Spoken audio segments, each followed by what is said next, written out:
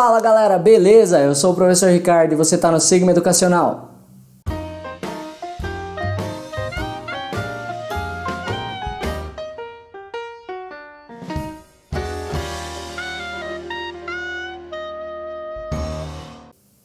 Bom, gente, vamos falar hoje um pouquinho sobre Enem, tá? Aula passada eu falei sobre círculos e circunferências e hoje eu vou fazer só resolução comentada. Escolhi 3 exercícios do Enem para o vídeo não ficar muito longo, mas basicamente aí é o que a gente vai trabalhar, tá? Os conceitos que a gente viu na aula passada, eu vou deixar aqui na descrição, vocês vão lá dar uma olhadinha que o conteúdo tá bem bacana. Seguinte, começando aqui então, o tema de hoje vai ser Enem, tá? Primeiro exercício que eu separei é esse aqui, ó.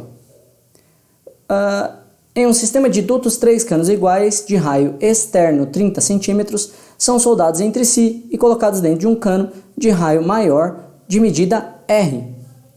Para posteriormente ter fácil manutenção, é necessário haver uma distância de 10 centímetros entre os canos soldados e o cano de raio maior. Essa distância é garantida por um espaçador de metal conforme a figura.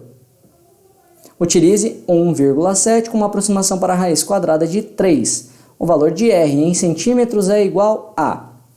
Então, aqui está a nossa figura.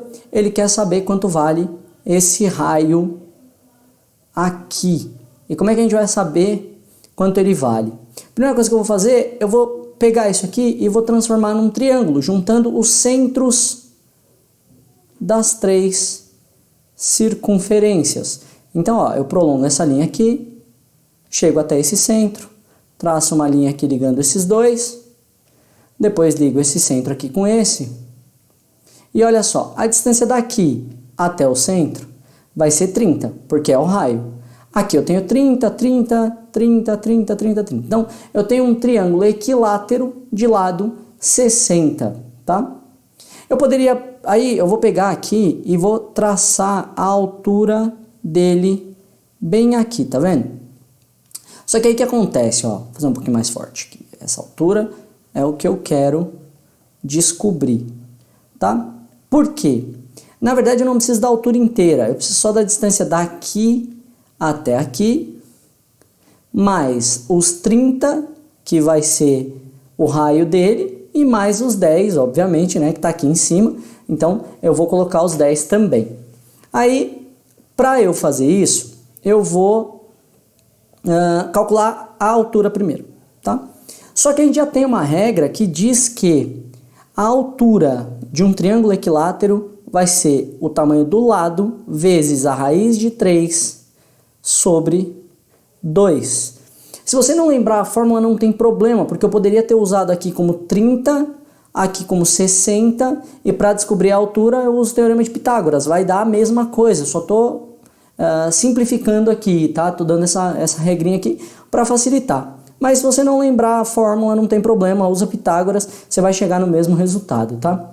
Então, a gente sabe que o lado é 60, eu vou ter que a altura é igual a 60 vezes a raiz de 3 sobre 2, a altura igual a 30 vezes a raiz de 3. Beleza, achamos a altura. Só que aí, toma cuidado, você pode cair na tentação de achar que isso aqui é metade, mas não é, tá? Toda vez que eu traço as alturas, o encontro das alturas ou das bissetrizes, quando eu encontro o centro do triângulo aqui, ó, tá vendo? Tracei aqui, e aí eu traço essa outra altura aqui. E olha o que acontece, ó. Aonde elas se encontraram é bem o centro da circunferência maior. E você vê que os dois agora dá para perceber que eles não são do mesmo tamanho. Toda vez que eu encontro esse centro aqui, o que vai acontecer? Se esse aqui for x, esse aqui vai ser 2x. Eles têm essa proporção sempre. O maior é o dobro do menor, tá? Então, eu vou usar essa relação dentro do triângulo equilátero para a gente poder descobrir só a distância do centro até o centro dessa circunferência aqui menor. Então vamos lá, ó. Eu vou pegar 2x mais x igual à altura que é 30 vezes a raiz de 3. Ok, aqui vai dar 3x igual a 30 raiz de 3. O 3 vai dividir, então x igual a 30 raiz de 3 sobre 3. X igual a 10 raiz de 3. Agora a gente já pode fazer a substituição. Ele me diz que 1,7 vai ser a aproximação. Então 10 vezes 1,7, isso aqui está dando 17. Portanto, a distância daqui até aqui, que eu vou chamar de y, ela vai ser 2 vezes 17. Eu tenho y igual a 34. Aí eu faço, para saber quanto vale esse raio maior, ele vai ser igual a 34, certo? Essa distância aqui é 30 e ali é 10. Então, eu vou ter 34 mais 40. O raio vai ser igual a 74, tá? Originalmente, essa questão ela era alternativa, mas não tem porque eu colocar as alternativas erradas. A gente já chegou na resposta correta. Tá aqui, ó. Vamos pro próximo.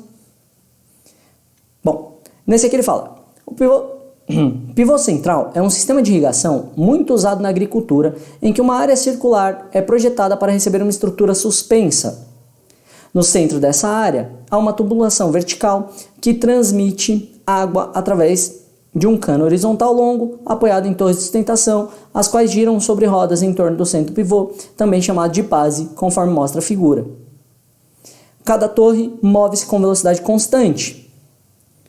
Um pivô de 3 torres, T1, T2, T3, será instalado em uma fazenda, sendo que as distâncias entre torres consecutivas, bem como da base até a torre, são iguais a 50. Então, eu já vou colocando aqui, ó, essa distância aqui, ó, desse ponto até aqui vai ser 50, daqui até aqui vai ser 50, mas vou pegar da base, tá? Então, o raio 2 vai ser 100, e aí a terceira eu vou ter 150 como raio, tá? Porque aí eu preciso calcular quanto de distância cada uma vai andar. E aí ele diz: o fazendeiro pretende ajustar as velocidades das torres de tal forma que o pivô efetue uma volta completa em 25 horas. Use 3 como aproximação para π. Para atingir seu objetivo, as velocidades das torres T1, T2 e T3 devem ser em metro por hora d. Então vamos lá. Aqui, ó, eu já coloquei lá os valores, né? Então eu tenho o raio da primeira torre, o raio da segunda torre, o raio da terceira torre. Eu vou calcular as circunferências, porque para descobrir velocidade eu preciso primeiro descobrir distância, já que eu tenho tempo, né? Vamos lá, então, o primeiro, da torre 1, a torre 1 vai percorrer, lembra da fórmula da circunferência?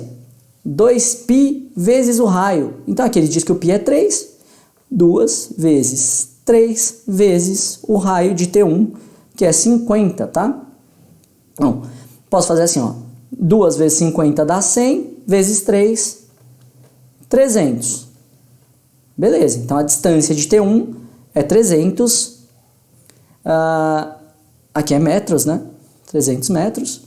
Depois, T2, a gente vai ter 2 vezes π, isso não muda, e aí o raio 2, que é 100, então isso aqui é 100. Bom, dobrou o raio, o que vai acontecer com a distância? Dobra a distância, então 600 metros. E, por último, o T3 vai ser igual a 2 vezes 3 vezes 150. Aqui triplicou o raio, então vai triplicar essa distância. Isso aqui vai ser 900 metros, tá? Depois, velocidade igual a distância sobre tempo. Então, eu vou ter aqui esse, velocidade de T1 igual distância, 300, dividido pelo tempo, 25. Isso aqui vai dar 3 vezes 4, 12. Então, 12 metros por hora. Depois, a velocidade de T2 vai ser igual a 600 sobre 25. E aí, mesma coisa, né? Se dobrou a distância, para ele fazer no mesmo tempo, eu preciso dobrar também a velocidade. Então, esse aqui deu 12, aqui vai dar 24 metros por hora. e depois a velocidade da terceira torre vai ser 900 dividido por 25, e aqui vai ser o triplo, então aqui dá 36 metros por hora. Tranquilo esse aqui, né? Cai um pouquinho de física aí também, mas bem simples, é um conceito trivial até, então a gente consegue fazer tranquilamente. O último exercício que eu separei vai ser esse aqui, ó. Uma empresa de telefonia celular possui duas antenas que serão substituídas por uma nova mais potente. As áreas de cobertura das antenas que serão substituídas são círculos de raio 2 km, cujas circunferências se tangenciam no ponto O, como mostra a figura. Tá aqui, esse aqui é o ponto O, viu? Então, aqui eu tenho tangente externa entre essas duas e tangente interna com a maior, tá? O ponto O indica a posição da nova antena e sua região de cobertura será o círculo cuja circunferência tangenciará externamente as circunferências das áreas de cobertura menores. Então já está aqui, ó, tangente externa, né? Com a instalação da nova antena, a medida da área de cobertura em quilômetros quadrados foi ampliada em... Ele quer saber qual a diferença de área de cobertura dessas duas antenas ou da antena maior aqui. Vamos ver. Primeira coisa, aqui, ó, ele diz que a distância, o raio delas é 2 km, tá? Ok. Bom, como as duas antenas são iguais, a gente pode dizer então que a área da antena 1 é igual à área de cobertura da antena 2, que é igual a área πr ao quadrado. Então, π, aqui a gente nem muda, deixa π mesmo, vezes o raio, que é 2 ao quadrado, isso aqui vai dar 4π.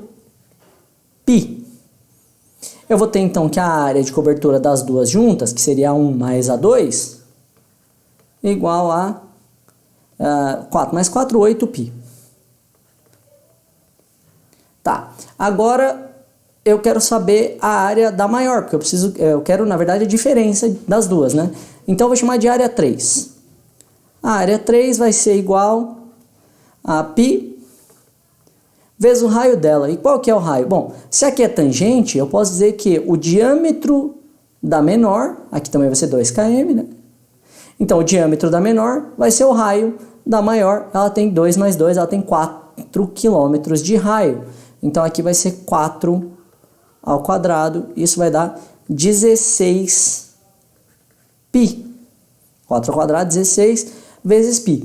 Agora, o que a gente tem que fazer, né? Só subtrair. Então eu faço a 3 menos a soma das duas para saber qual é a diferença.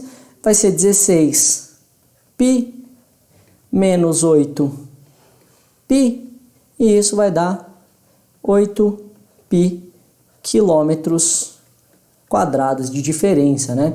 A área dobrou de tamanho. Percebe que são conceitos bem simples, né, de círculo e circunferência. Mais para frente a gente vai ver coroa circular, área da seção circular, tá? E tudo que a gente precisa saber aí sobre círculos e circunferências. Se você gostou da aula, não esquece de se inscrever no canal e deixar seu like, compartilhar com os seus colegas que podem estar precisando. E se você tem alguma dúvida, pode deixar nos comentários que a gente responde depois, beleza? Valeu!